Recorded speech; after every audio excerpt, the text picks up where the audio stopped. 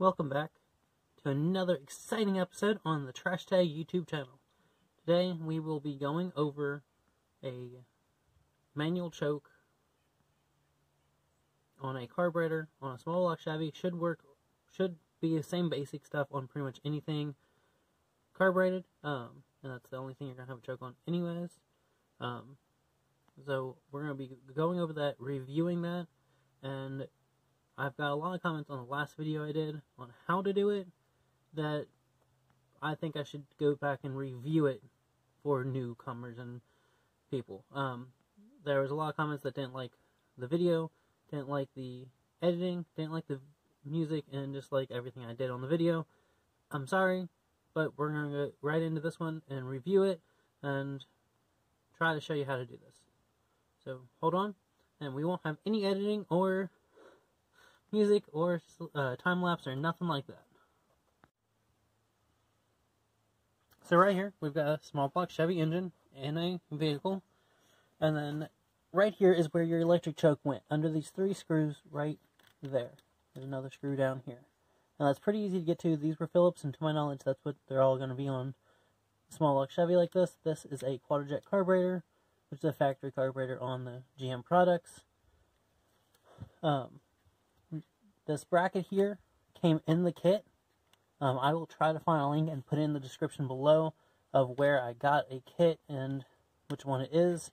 But they're like around 20 bucks or something. You can get them at most auto parts stores, Amazon, stuff like that. This little black plastic cap here also came in the kit, and there was a couple of those plastic pieces. This arm here and this cable, which we just went up and drilled right through the firewall and sent it inside. It'd be a good idea to put a little piece of rubber around that, a rubber grommet, or a little piece of rubber hose or something. I did not, but it would be a good idea to do that.